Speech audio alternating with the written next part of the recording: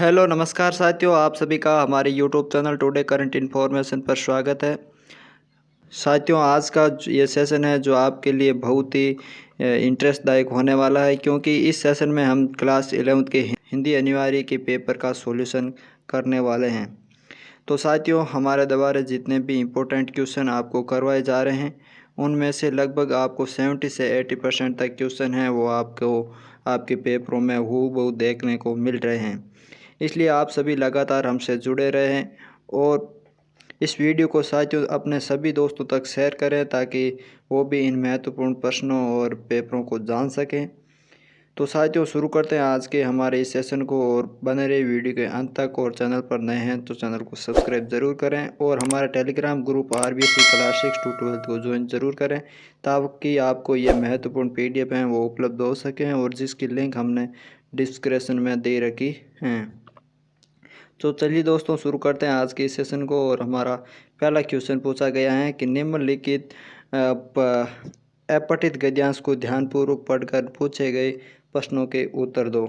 और आपका पहला क्वेश्चन है वो गद्यांश से संबंधित आएगा और आएगा कितने अंक आने वाला है, 8 नंबर का आने वाला है। जिसमें आपसे पहला क्वेश्चन पूछा गया कि उपयुक्त गद्यांश का शीर्षक दीजिए। तो उपयुक्त गद्यांश यानी इस गद्यांश को आपको पढ़ करके इसका शीर्षक देना है। तो इसका शीर्षक रहने वाला है साथियों भक्ति आंदोलन। क्या रहने वाला है? भक्ति आंदोलन।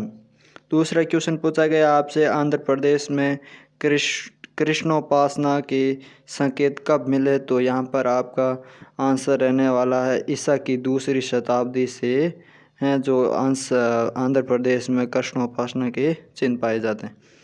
अगला आपका तीसरा सवाल है 5वीं से 9वीं शताब्दी के बीच भक्ति आंदोलन प्रमुख केंद्र कहाँ रहा। तो यह रहा तमिलनाडु के अंदर रहा। कहाँ पर रहा साथियों? तमिलनाडु के अंदर रहा है।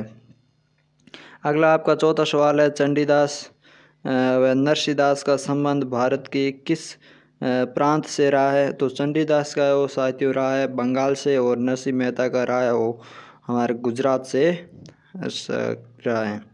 अगला आपका दूसरा सवाल है जो है निम्नलिखित अपठित पद्यांश को पढ़कर पूछे गए प्रश्नों के उत्तर दीजिए। ये पद्यांश भी आपके हैं जो 8 नंबर का आने वाला है।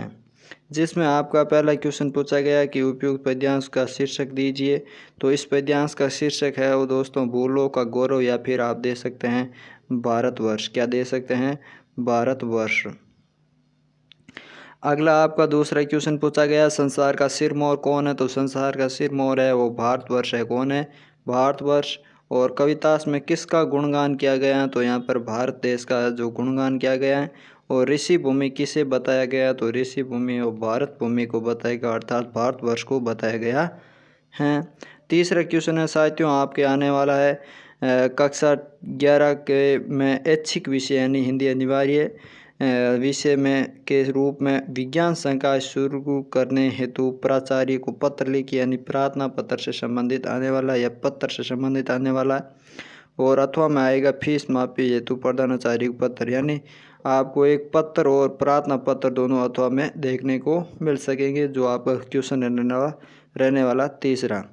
चौथा सवाल है आपका निम्न में से किसी एक विषय पर निबंध लिखो। तो आपका चौथा सवाल है वो निबंध से संबंधित आने वाला है, जिसमें हमारे 3 निबंध दिए जाएंगे। हमारे राष्ट्र पर्व, कंप्यूटर शिक्षा का महत्व, स्वच्छता का महत्व। साथियों, जितने भी इम्पोर्टेंट निबंध है वो मैं आपको अलग से एक वीडियो में बता दूंगा। अगला 5वां क्वेश्चन है आपका दिए गए शब्दों के विलोम शब्द लिखो। तो इसके विलोम शब्द लिखने हैं आपको। अमृत, तो अमृत का हो गया विष।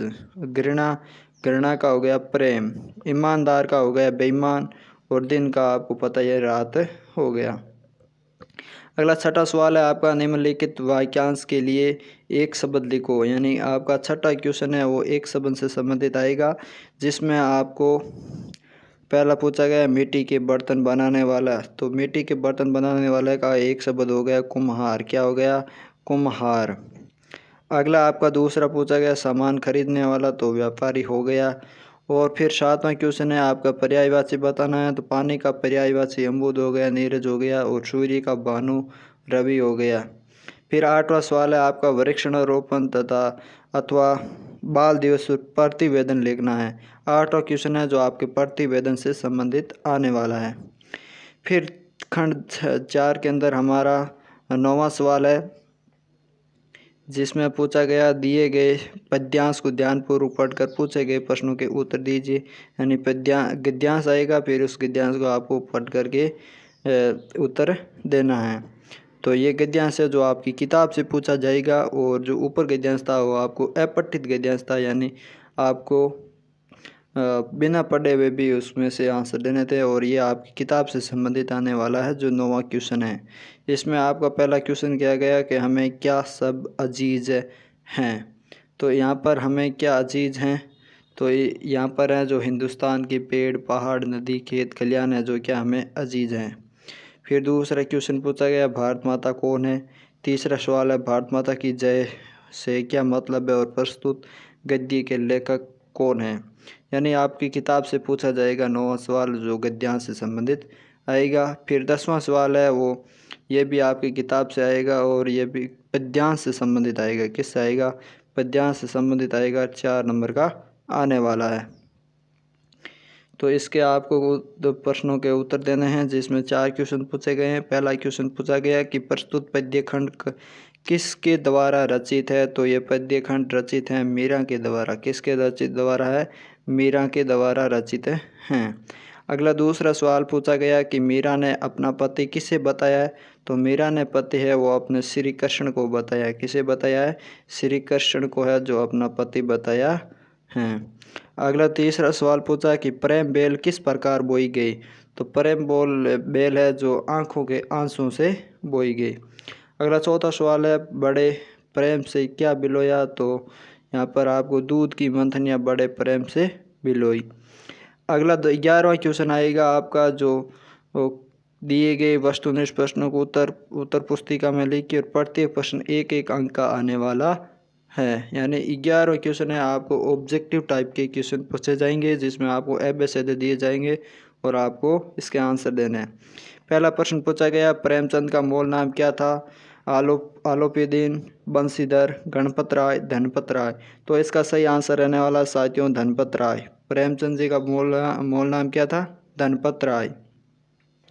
दूसरा सवाल पूछा गया था आपका मियाँ नसीरुद्दीन पाठ की लेखिका का नाम क्या है। तो इसका आंसर रहने वाला आपका कृष्णा शोभदे। क्या है, कृष्णा शोभदे। अगला तीसरा सवाल है पातेर पांचाली फिल्म की शूटिंग कितने वर्ष चली। तो ये हैं 2.5 वर्ष चली। कितने वर्ष चली, 2.5 वर्ष। अगला चौथा सवाल पूछा गया है कि विदाई संभाषण पाठ में किस अंग्रेज अधिकारी पर व्यंग्य किया गया है। तो यहाँ है लॉर्ड कर्जन हैं जो विदाई संभाषण पाठ में अंग्रेज अधिकारी का व्यंग्य किया गया। अगला आपका 5वां क्वेश्चन पूछा गया है स्पीति किस राज्य में है। तो स्पीति है जो हिमाचल प्रदेश के अंदर है। कहाँ पर है, हिमाचल प्रदेश में। अगला 6वां सवाल पूछा गया है कबीर जी किस काव्य धारा के कवि हैं। सगुण काव्य धारा, निर्गुण काव्य धारा, वात्सल्य काव्य धारा, इनमें से कोई नहीं। तो कबीर जी है वो निर्गुण काव्य धारा के कवि माने जाते हैं। अगला 7वां क्वेश्चन है मीराबाई की रचना। मीराबाई किसकी भक्त थी, श्री कृष्ण की, राम की, हनुमान जी की और शिव जी की। तो मीराबाई है वो श्री कृष्ण की भक्त थी। अगला 8वां सवाल पूछा गया आपसे राम नरेश त्रिपाठी द्वारा संपादित बाल पत्रिका कौन सी है। बाल हंस, संपक, वानर और ग्राम गीत। तो राम नरेश त्रिपाठी द्वारा संकलित बाल पत्रिका है वो है वानर। क्या है साथियों, वानर। अगला आपको 9वां सवाल पूछा गया कि सितार कौन से सितार पाठक अपने पिता की तुलना में आगे निकल गए। विलायत खां, बिस्मिल्लाह खां, पंडित रविशंकर, पंडित निखिल पेराटे। तो यहाँ पर आपका आंसर रहने वाला है विलायत खां है वो सितार पाठक अपने पिता की तुलना में आगे निकल गए। 10वां सवाल पूछा गया आपसे कि कुएं की खुदाई करने वालों को किस नाम से जाना जाता है। बरकंदा, चेंजारो, मजदूर। तो यहाँ पर चेंजारो है जो कुएं खुदाई करने वालों को चेंजारो के नाम से जाना जाता है। अगला खंड 5 के अंदर साथियों आपका क्वेश्चन पूछा गया नमक का दारोगा कहानी में पंडित आलोपदीन के व्यक्तित्व के 2 गुण लिखिए। फिर 13वां क्वेश्चन है लेखिका मियाँ नसीरुद्दीन के पास क्यों गई। और 14वां सवाल है बुलो कुत्ते की जगह दूसरा कुत्ता क्यों बुलाया गया। और लॉर्ड कर्जन की इस्तीफा क्यों देना पड़ा? स्पीति किस किस राज्य में अधीन रहा है? तो एक तो हिमाचल प्रदेश हो गया और एक दूसरा है जो आप देख लेना। अगला आपका कबीर ने स्वयं स्वयं को दीवाना क्यों कहा है? फिर है 18वां क्वेश्चन आपका, मीरा कृष्ण की उपासना किस रूप में करती हैं? पति का मन कहाँ विचरण करता है? और 20वां सवाल है, किसान की पत्नी व बच्ची क्यों मर गई? और 21वां सवाल, पैर की जूती किसे कहा गया है? शास्त्रीय संगीत चित्रगत संगीत में क्या अंतर है? और 23वां सवाल है, चेजारों द्वारा कुएं के भीतर कार्य करने की प्रक्रिया पर प्रकाश डालिए। और 24वां सवाल है, तातुस लेखिका का ध्यान अपनी बेटी की तरह रखते थे, उदाहरण इस द्वारा स्पष्ट करना है। 25वां सवाल आपसे पूछा गया है कि नमक का दरोगा कहानी के माध्यम से मुंशी प्रेमचंद क्या संदेश देना चाहते हैं? वेरी इंपॉर्टेंट क्वेश्चन है। और अगला 26वां क्वेश्चन भी आपके वेरी इंपॉर्टेंट क्वेश्चन है, आपको अपने पेपर में देखने को मिल सकता है। कबीर के धार्मिक विचारों पर प्रकाश डालिए।